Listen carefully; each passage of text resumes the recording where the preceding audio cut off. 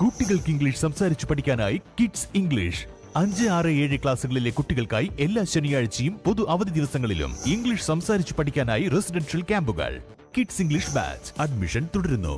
പാറ്റ് international near high school Pookkottumpadam.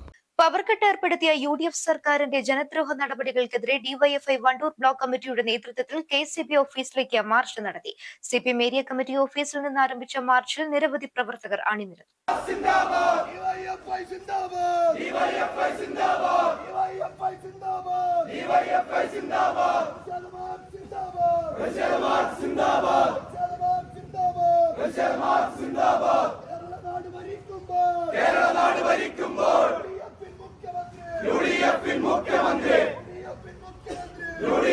മുഖ്യമന്ത്രി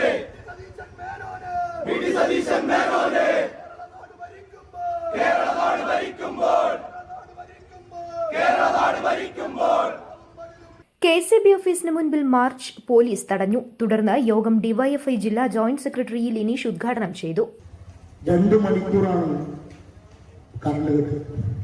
2 മണിക്കൂറാണ്. ഈ 2 മണിക്കൂർ കറണ്ട് കട്ടുണ്ടാവുന്നു എന്നത് ഇവിടെ മഴയുടെ കുറവ് കൊണ്ടാണ് എന്നാണ് UDFന്റെ ഗവൺമെന്റിന്റെ വാദം. എന്താ അടിസ്ഥാന പ്രശ്നം? മഴ കുറയുമെന്നും ഈ ജൂലൈ മാസത്തിൽ മഴ നന്നായി കുറയുമെന്നതിനെ സംബന്ധിച്ച് വളരെ കൃത്യമായ കാലാവസ്ഥയുടെ നിരീക്ഷണം ഉണ്ടായിരുന്നു. ഈ നിരീക്ഷണത്തെ മുൻനിർത്തിക്കൊണ്ട് ഈ ഗവൺമെന്റ് അധികാരത്തിലേറി ഇപ്പൊ 2 മാസക്കാലം പിന്നിട്ടു.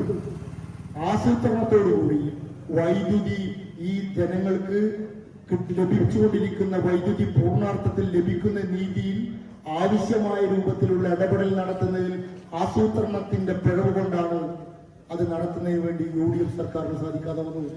അങ്ങനെ സാധിക്കാതെ വന്ന പശ്ചാത്തലത്തിലാണ് ഇപ്പോ 2 മണിക്കൂർ വരെ ഒരു ദിവസം പവർ കട്ടായി മാറുന്നത്.